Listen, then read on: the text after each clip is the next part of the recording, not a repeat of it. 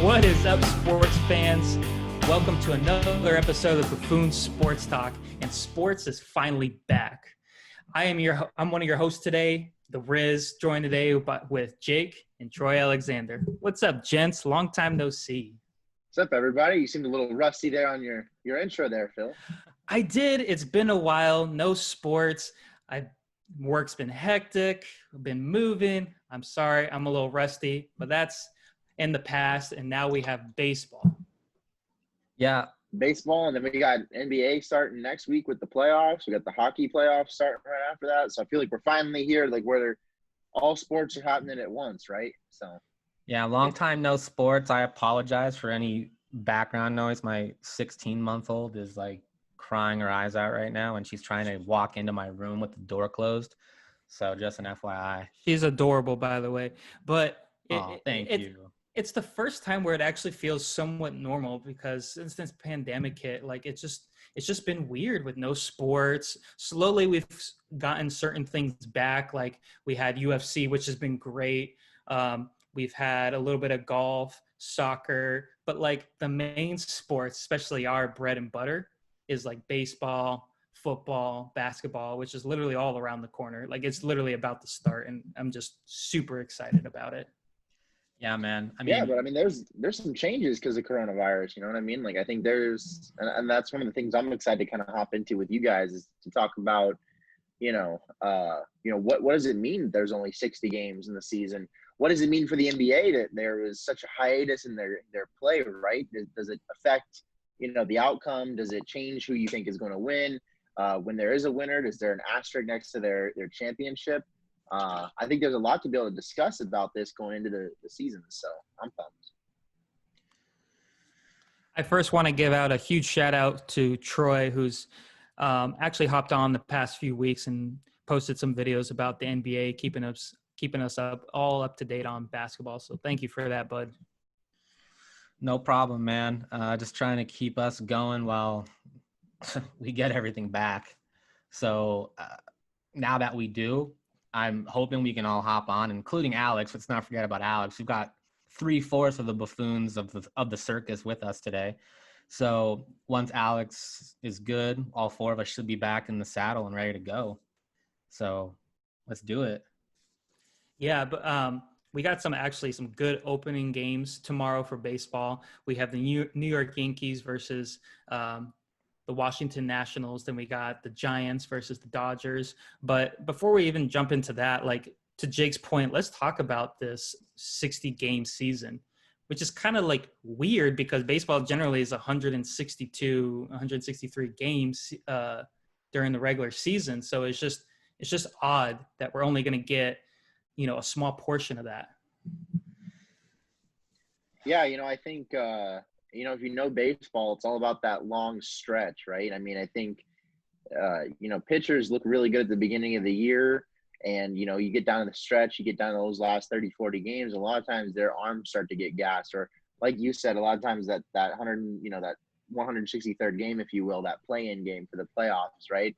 A lot of times you're seeing yourself go through quite a few different pitchers, knowing that, hey, they're going to have to pitch again in just a couple of days here, come the playoffs. So you're going to see it a little bit more condensed, right? So they're going to be pitching a little bit more frequently. But in addition to that, they're not going to pitch for quite as long over the course of the season. So come playoff time, which there's extended playoffs, you're going to see pitchers with more, juice left in the tank, if you will, or gas left in the tank. And so, I don't know, it's going to be crazy, but do you think that makes would you put an asterisk next to the World Series champion this year, based on that 60-game season? Does it devalue their championship at all to you, depending? Go ahead, Troy. I know you're really. Here's the thing, man. Is like if people want to say asterisk next to anything right now, that's fair. Nothing is normal. We've never experienced it. I mean, at least people our age and maybe a little older, probably 30 years older. I mean, have never experienced it. So anything you do in today's life right now, there's going to be an asterisk next to it. As far as like baseball, NBA, pick your sport. I actually think it kind of varies by asterisk, to be honest with you. But 100 less games, that's a difference. Huge difference. And Especially, go ahead. no, go for it. No, just to jump on that, like especially with like a season that's generally 162 games, like you really see teams make a huge push for just even making the playoffs. Like example for the Nationals last year. At this point, like they weren't even in playoff contention. They're actually the 4th seed of their own division. So it's like we're unfortunately going to miss that, even though we're not going to know who that team could potentially be, like the next Nationals, for example. But we just won't see that this year, unfortunately. Just we would, but it's like such a smaller scale that I don't know. It's a little bit different than something that's prolonged 162 games. Yeah, man. Yeah, I mean, they had a below 500 record at that Mm-hmm. point last year, right? I mean, they were under 500, and I feel like this is for the first time. I feel like every game in baseball really counts, right? I mean, it's always really counted. I know that it gets down to the wire a lot of times, but like, you blow a game here or there early in the season, and it's like, well, you still got 140 of these to go, right? No big. That's not the case this year, right? I mean, every game counts. So you blow a lead that you had. I mean, from a fan perspective, it's totally different, right? I mean, heck, I know in the NBA, I mean, I feel like each sport, the value of one individual game kind of changes, right? In the NFL, it's insane because there's only 16 games. In the NBA, you take a loss, a little bit more personally, but not quite as much as the NBA, but not nearly the same as you would the MLB. So it's kind of interesting to just kind of see that from a fan perspective. But also, there's a lot of changes too, guys, going into the actual rules of baseball this year as well that they're looking to implement. One of them being the DH. I mean, of course, that's always been something in the American League, but the National League, they're using a universal DH, right? A designated hitter. So that to me throws a lot of different changes in teams' game plans, right? I mean, you look at certain teams that when they're building their roster, building their organization up from, their farm teams or through free agency, they're a lot of times planning on having that, that 9th spot, not to be a universal guy hitting. So, they're not investing nearly as much into somebody being able to be a quality hitter right there as they would for someone maybe in their bullpen. But now that kind of changes, right? So you look at teams like I'm really excited personally because I feel like my 2 favorite teams, the Reds and the Diamondbacks, have really good rosters for this 60-game season. I think, and I'm excited to be able to say that today before the season starts and kind of call my shot here, just because they got deep bullpens, but more importantly, they got really, really deep hitting rosters for that universal DH spot. So I'm excited, and they're in hitters' ballparks. Well, at least the Reds are, not so much. So before we kind of go on to the next thing, I had a question for both of you guys. So oftentimes in basketball, when it comes down to playoffs, it's usually more often than not my best player or this team's best player versus the other team's best player. That's usually how the playoffs boil down. In baseball, it's usually comes down to pitching in the playoffs. Is that correct? I mean, typically, yeah. I mean, okay, yeah. Especially your pin. Do you think that changes at all with any of these changes? Because I mean, going into last year's postseason, the Astros were loaded, right? They had like one of the best pitching lineups probably we've seen in a long time. And I know that's where a lot of people are saying that's going to carry them. In fairness, so did the Nationals. Yeah, so did the Nationals. So I don't know. My whole question is, do you guys think that with any other rule changes that formality is going to be the same, or is it going to be different? I still think it's the same because I still think it's a series in baseball, but I think what does change is the fact that come playoff time, the pitcher's arms aren't going to be as gassed, right? So that throws a lot more into the tank, right? I mean, you've seen other years where, everything's going well, but then pitchers, their arms just hit the stretch, they give out, right? I mean, we saw that with the Red Sox a couple of years ago after they won their World Series, right? I mean, especially if you got a team that's gone deep into the postseason a couple of years in a row, you can start to see that happen, right? So, yeah, I think that's the bigger implication on that. Sorry, Phil.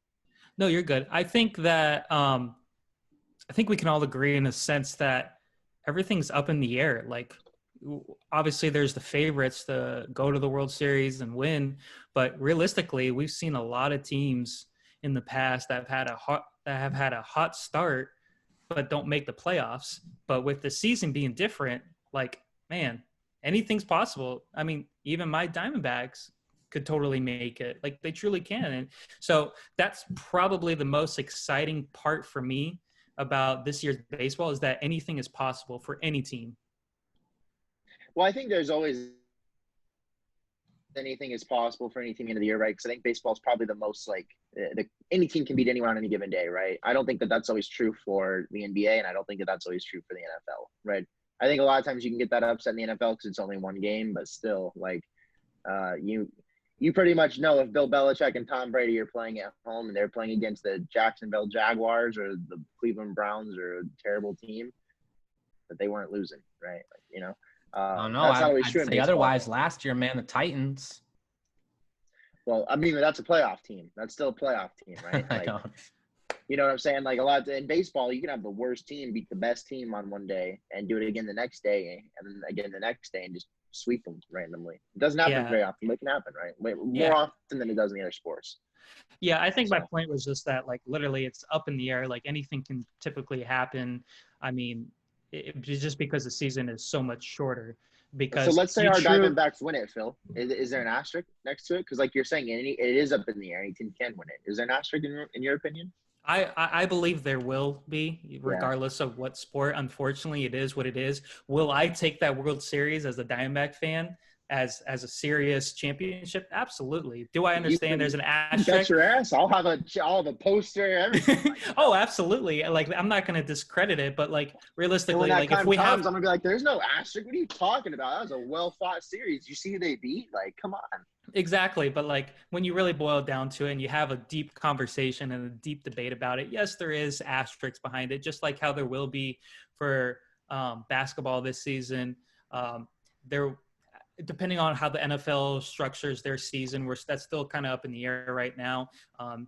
From what it looks like right now, there'll still be a 16-game season, but I mean, that's a topic for another day. But yes, I think there still has to be somewhat of an asterisk, just because you truly see, especially in baseball, the good teams stretch it out all the way through. And I know I keep saying it, 162, 163 games, but that's the truth about baseball. You see the true good teams prolong it. I mean, the Diamondbacks are a perfect example, right? I mean, they've had some really nice starts over the last few years, but towards the end of the stretch, they end up burning out to the Dodgers, right? And I think that's the indicator that they're not as good of a team as the Dodgers, right? So I agree with you that that's the indicator. After 162 games, you are what you are, right? If you're above 500, you're a good – like, you know what I mean? Like, there's no arguing it. You've had a large sample size after 162, games. And kudos to the D-backs, because last year they end up being 8 games above 500, which was really good. But they just missed the playoffs. And I think they have a potential chance, in this season. But especially is there going to be an asterisk? I just wish Alex was on right now so he could just be talking smack about his Yankees when you guys are over here talking. Well, now let me ask this, because since you bring up the Yankees, Troy, I think this is a fair point, right? So, like, I think going into the season, right, we can say pretty fairly that I think the favorites to win it would be either the Dodgers or the Yankees, right? I think that's fair when you look at the fact that I don't know that the Nationals are going to get back there again. I still think they're going to be a really good team. They got really deep pitching. I mean, anytime you got 3 solid starting pitchers, you're going to be good. But you look at the Dodgers. I mean, they got Mookie Betts. They've got Bellinger. Who just signed an extension. I know, today, right? That's crazy. That means that they've got 3 MVPs on their roster, right? That doesn't include Justin Tucker. It doesn't include all the other freaks that they've got, in their bullpen. Just their depth everywhere, right? It's insane. So that, like, let me ask you, so if the Yankees and the Dodgers are in the World Series, right, like everyone would expect going into the year, is there an asterisk then? Because that's what we all would have expected had there been 162 games, right? I mean, think of it. Yeah, man, for me, though, it's like it's so hard to bet on the Dodgers, bro, because it's like No, totally. I think they're gonna choke, and I'd love to talk about that in just a second. I think there's a ton of pressure on every fucking game. Yeah. Fuck them. Fuck you, LA. Fuck you.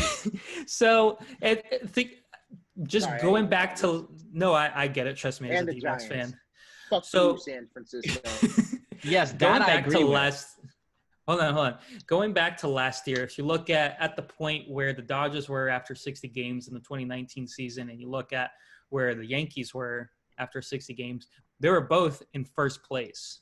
So I think it's comfortable to say that regardless, they're going to make it definitely to the playoffs, and then But definitely there might not make a be. run. They may have been in first place because there wasn't as much pressure, right? But now there's going to be pressure on every single Well, yeah, game. because you have to have such a quick start to this season. So you think about the Dodgers, who have historically over the last 5 years, they've done what? They've choked, right?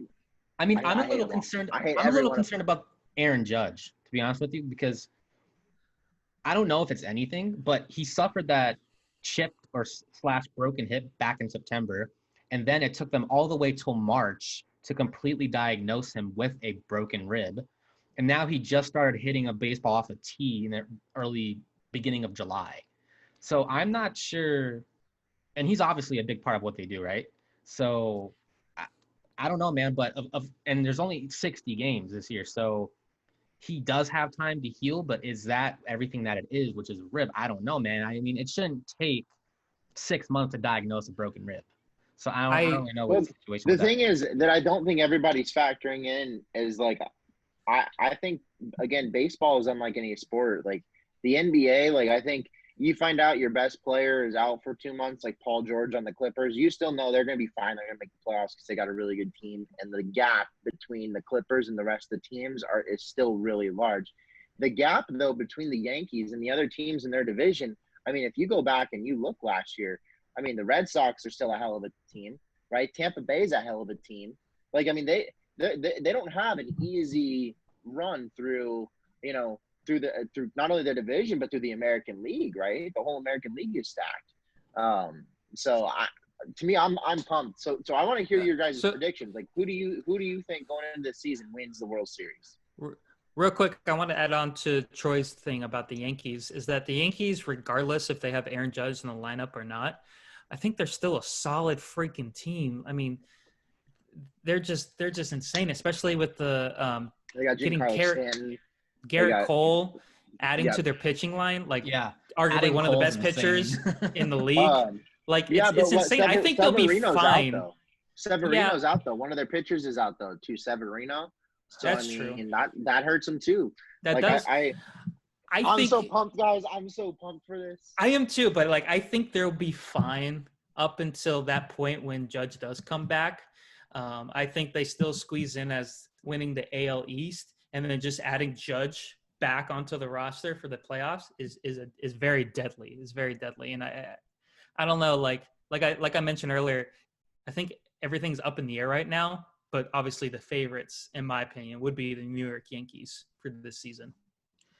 I mean, I think the Dodgers are my favorite to win it. Unfortunately, even though I hate their guts, I hate everything about them, and I hope I won't say that I hope they get Tommy John, but I might think it. I mean, to answer your question, Troy? Jake, I would pick the Yankees. That's my pick. Okay. We all know if Alex was here, he would pick the Yankees. So that's 4 for 4 for the Yankees. I think they're just a solid lineup. And I mean, do you think they got cheated out last year with the Astros? Yes. No. Yes, and that's actually I made a list of things that I'm most excited for each sport to start. And one of the top things I was excited for baseball is to see how other teams do react to playing the Astros, because I'm very curious. Is there going to be some animosity towards the Astros? Is there going to be pitches thrown in certain parts and bodies where they probably shouldn't be thrown at? Is there going to be some cheap shots? I'm curious. If anyone thinks that this completely went behind everybody because of the pandemic is sadly mistaken. That is not true. Everyone still is going after the Astros for what they have done the past few years. They are going to be drilled, and pitchers are going to be thrown out, but I think it's going to be worth it for the team. I'm just bummed that there's not going to be any fans. That's true, because for a fact once the Astros would go out to the field, they would get booed. They may even potentially get thrown shit at them, and and people don't care if they get kicked out. But That's the one thing Every right, time Jake, they're that up I'm gonna at bat, miss. every Yep. time they're up at bat, just cheaters, or you bang Yeah. something, you're just like, bang 3 times for a fastball, you bum. Like, just I'd yell at some. I'd start yelling. I would bring my own little trash can and start like banging it at them. Can you imagine Jake at a game? I actually can. Yeah, that's the funny part. But so my prediction, and you heard it here first. Clip this. All right, clip this. It's recording. It's recording. Cincinnati Oh, gosh. Reds. Oh my God. Okay. 2020 World Series champs. How funny is that MLB literally posted something today about teams that have to have a hot start to have a chance, and Reds was one of the teams. Because Yeah. they know. They have an opportunity, like you mentioned earlier. They have a good pitching line, they have a good hitting line, and if there's a season to do it, it's this season. Not dampering the Reds by any means, but anyone can do it. This is the season for any organization to win a World Series, and the Reds have a great chance. Yeah. That's what I'm saying. Don't sleep on that. My Cincinnati Reds, or you're gonna be hurting. Are you gonna put anything in Vegas? Like, are you gonna bet or do anything probably, with this? No, probably not. I mean, if they're in the World Series, I would, but no, like I'm not. No, I'm not gonna. But right now the odds are at the lowest it possibly can be. Yeah, heck, I might throw $10 on the Reds to win the World Series right now. That'd be a cool bet. Yeah. I don't know. I think this season is definitely going to be very, very interesting, and I'm definitely looking forward to what's coming up. And okay, so then speaking of the asterisk and all of that, right? Okay. What about the NBA? Right, we got that starting a week after. Is there an asterisk next to the NBA champion this year? I don't think there is. I do for the World Series. I don't for the NBA. Troy, I want you to jump on this because you're the complete expert when it comes to the NBA. Like, what's your opinion with this? Like, we all know here, especially our viewers, your boy is LeBron. He's on the Lakers, who had the #1 seed. They're going into this. If he wins the whole thing, he has 4 rings. But do you put an asterisk on that one? Like, and tell honestly, like, how you feel. Like, even if you put the Lakers out of it, like, how do you truly feel about, like, even like the Bucks winning it? Would you still put an asterisk next? Because I think we need to be consistent right now. Across all sports, Can I hold on? Can I drop my bomb really quick? Can I drop my? I want to drop one of my bombs. Drop it. Because this is very much for Troy to respond to, right? Because I think he's kind of our. Oops. Okay, sorry about that. We're back up. Had to reject a stupid thing that was popping up on my screen. But I think so. This is a bomb for Troy because I think he's kind of like our NBA like expert savant. He's our go-to analyst, like whatever you want to call him, right? I'm just kidding. Had to drop that one. It's the first time back, boys. So cheers. I think there's a lot that I knew my balls would be busted a little bit here, just a little bit. Yeah, he's got to bust his balls a bit, right? See, that's why he's drinking. He's got to get some ice, right? Because those balls are all heated up. Got my dad mug. Oh, nice. So, if you look at the way that this season's about to play out, right? No matter who wins it in terms of some of the favorites, I think there's major implications on them joining this next category as far as their legacy goes, right? If it's LeBron James, who I currently have as my 5th all-time, I don't think you could possibly put him lower than 3rd. I don't think that a 5th NBA championship keeps Kobe or Magic Johnson above LeBron when he's done it with three teams, right? And especially with all the other things that he does in his gameplay and his film and everything like that, right? So I don't think you could ever put him lower than 3rd. Anthony Davis winning one moves him into an entirely new category all time, right? So that's huge. If the Bucks win it, Giannis automatically moves into a crazy category where, I mean, right now, I probably would not put Giannis Antetokounmpo in my top 30 or 40 all-time players. But if he wins an NBA championship this year, hard to keep him off that top 30 or 40 list, right? I mean, it really is when you look at his body of work, right? The same as it would be tough to keep Patrick Mahomes off the top 15 quarterback list right now, even though he's only been in for a few years. His body of work and what he's accomplished is crazy good. Then you look over at the Clippers, right? You got Paul George. It'd be great for him to get that ring, but you get Doc Rivers getting the second one. That helps his legacy. But you get Kawhi Leonard with his third ring with a third different team. That puts this man probably in the top 20, maybe even higher all time immediately. You know, like maybe even top 15. I mean, that is sad. I mean, that is some bad moves right there. And finally, I think you have to put him higher than that. Sorry. Go ahead. Right? Go ahead. No, I think you could even put him higher, right? But no matter what, you could not move Kawhi Leonard below the top 20 of all time if he wins this one this year, right? And then finally, you look at the Rockets, right? You get James Harden or Russell Westbrook a ring. I mean, these guys are statistical monsters.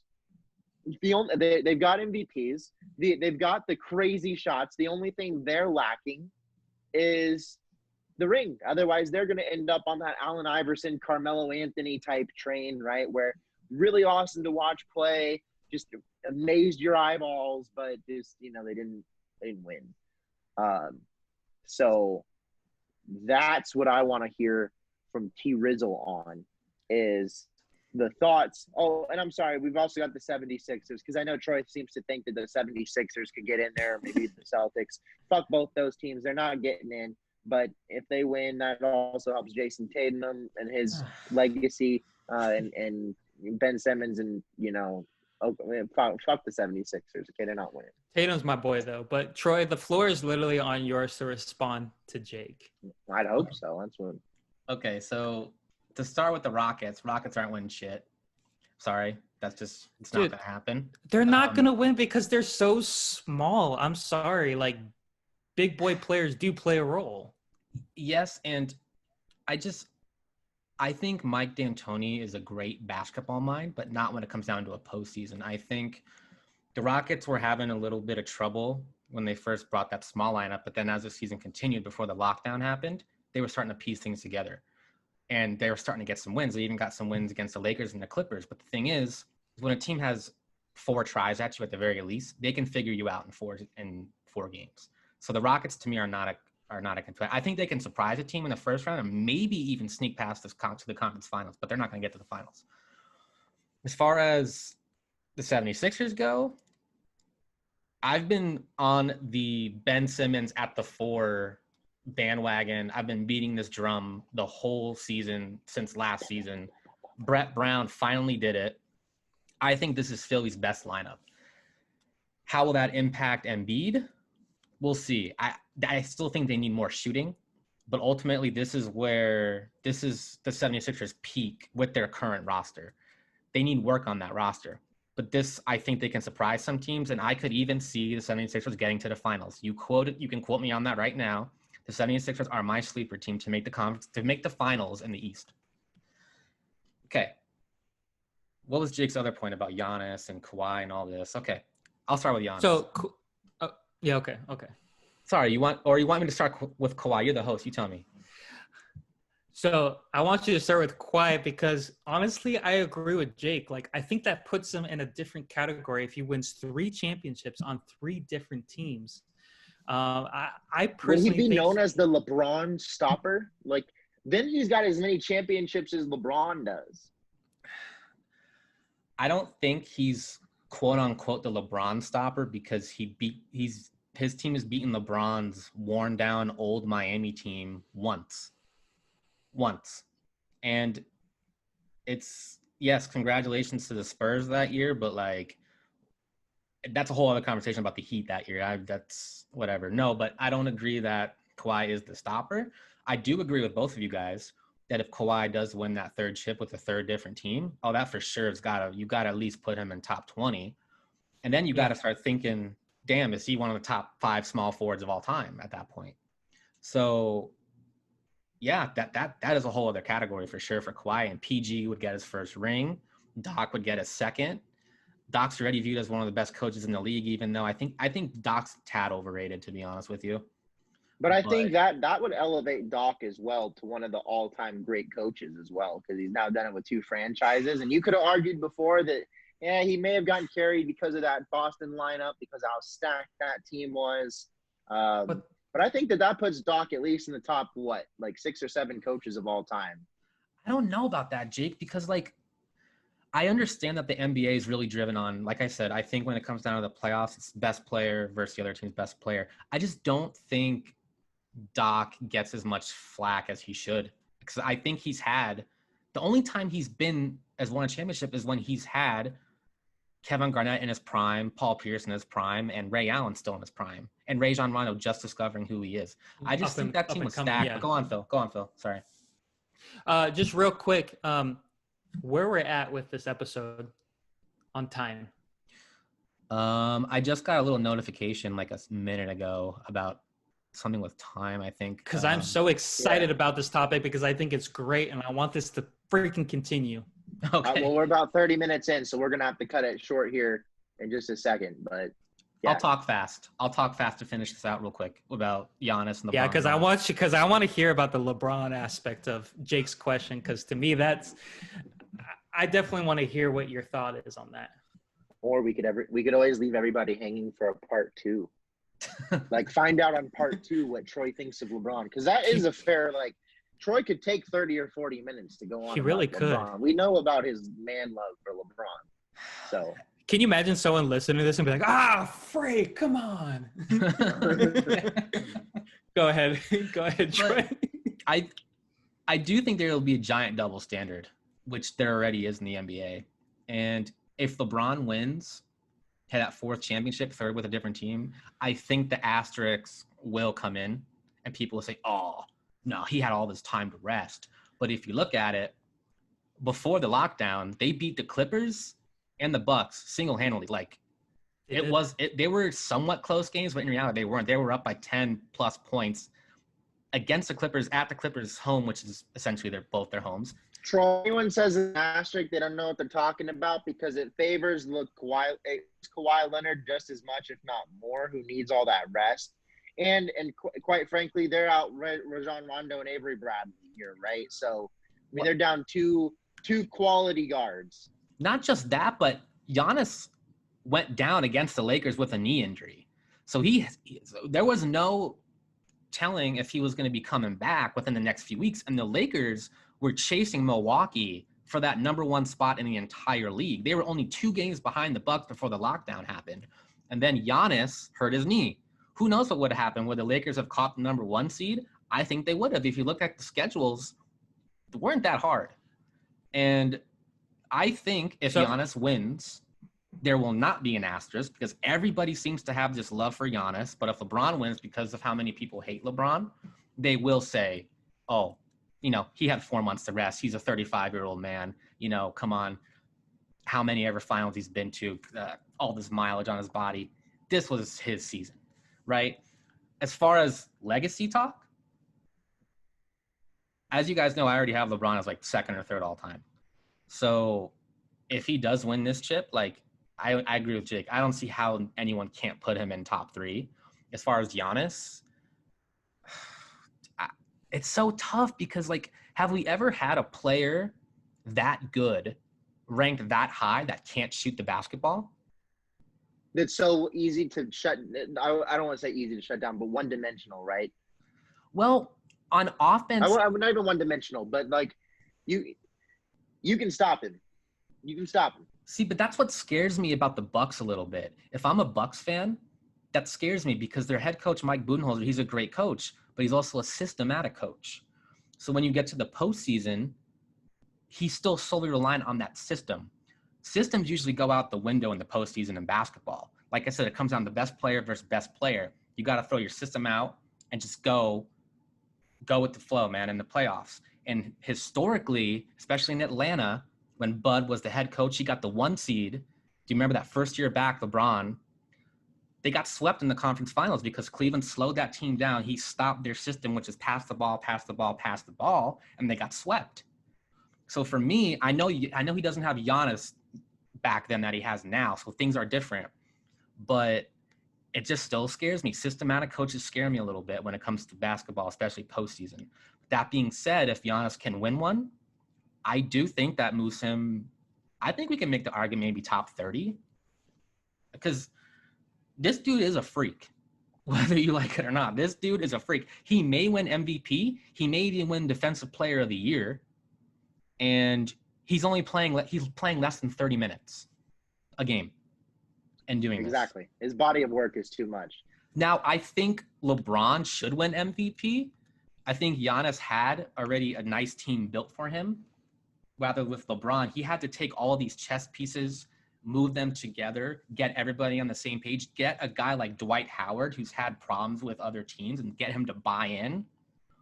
And people were saying LeBron can't get it done in the West. He's getting the number 1 seed for a Western Conference team.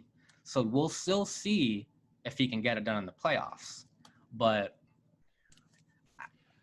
in fairness, that West looks a little different. Kevin Durant moved out, Kawhi moved out, and the Warriors were hurt all year. So it's a little not a fair argument with the West. But I agree. I never think that that was always a stupid argument anyways. So back in March when we recorded an episode on where we thought who the MVP was for the season, at that time, I had LeBron James as the MVP in my opinion.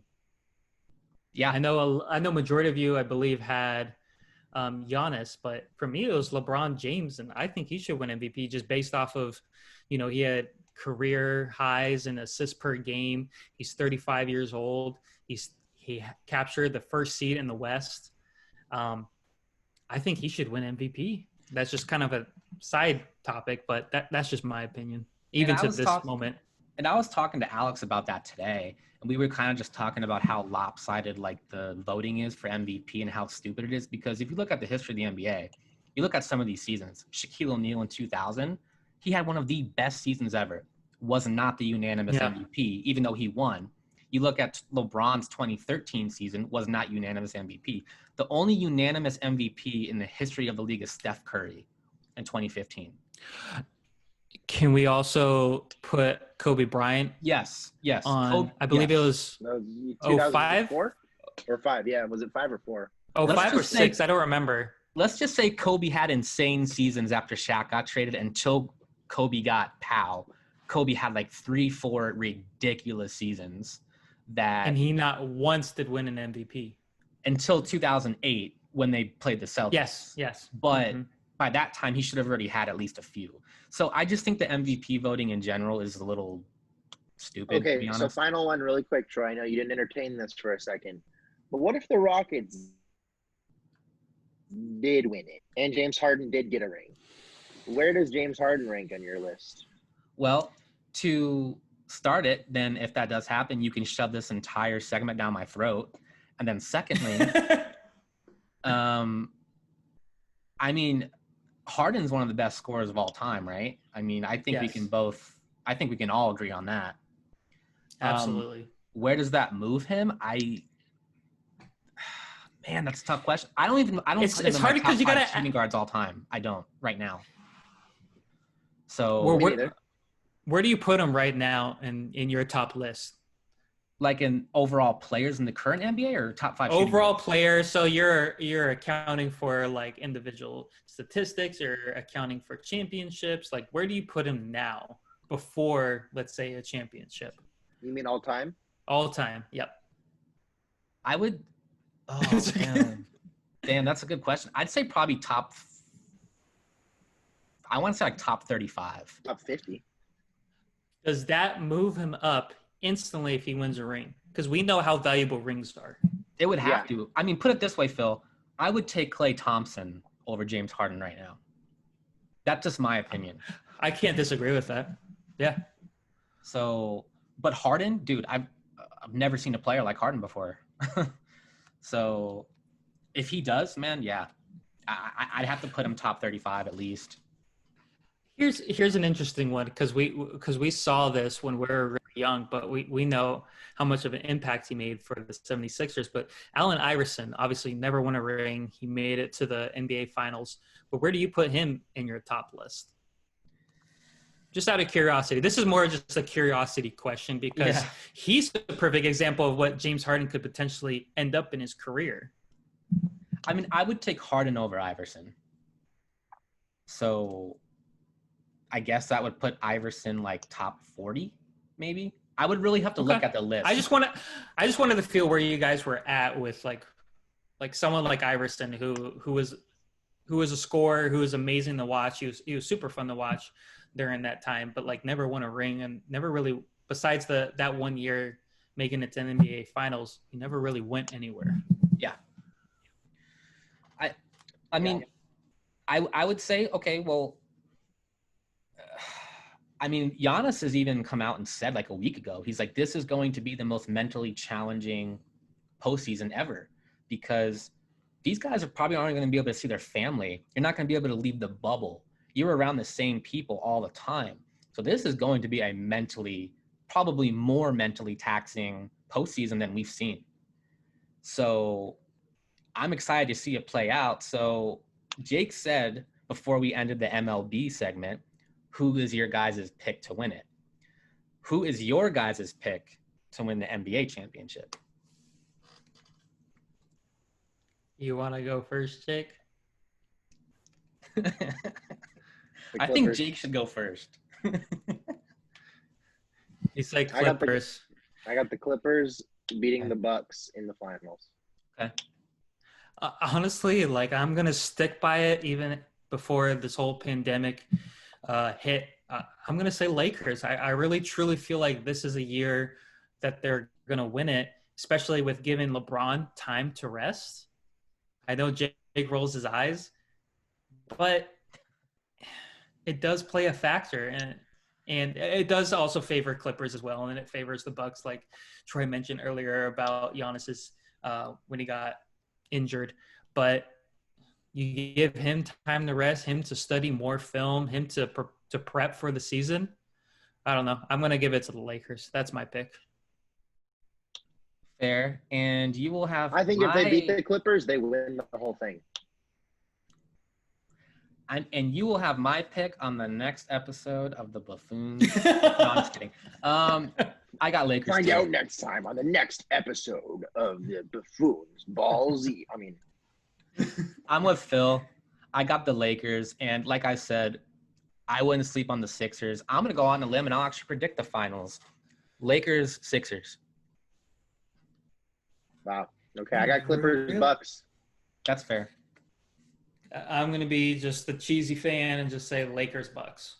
Oh, I thought you were gonna say Lakers Celtics, because I know Tatum's your boy, and that's like the classic NBA rivalry right there. So I thought you were gonna say Celtics.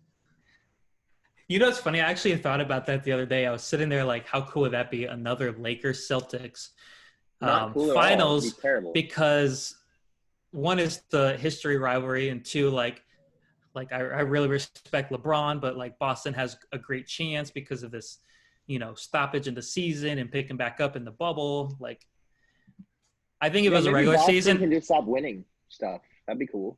Yeah, I really want him to leave the Celtics. He's on a rookie deal, bro. He's the only time Tatum's getting out of there is if they sign him and he asks for a trade, because he's still on his rookie deal, man. Usually when you're on your rookie deal, you're locked up for 7 years. 6-7 years. But he's so fun to watch. Like, he just has like hints of like certain players in his gameplay that I just love watching. And it's not just like recent players, it's like old school players, and you see that in his game, and that's why he excites me. And I know we did a list on the top NBA players under, I believe it was 23, and he's my number one. He's my favorite player right now to watch. Yeah, I mean, I know we're a little off topic, but like sort of on the same topic. And I talked about this on the Buzzard Beater a few days ago. Can you imagine the Zion first round playoffs against the Lakers and LeBron? That would be something fun to watch. So I hope we get it. Me too. Awesome. With what we all have gone through the past 3-4 months, like I hope we get that. So I can't wait till we've got a Suns Pacers NBA Finals, boys. Shots fired. Boys, draw Oladipo or Booker for Finals MVP. I don't know yet. I'm gonna go with DeAndre Ayton, Finals MVP. I don't know. Devin Booker, man, he's the team leader. I think he'd get it. Maybe Kelly Oubre, actually, because I know how much you like Kelly Oubre, Troy.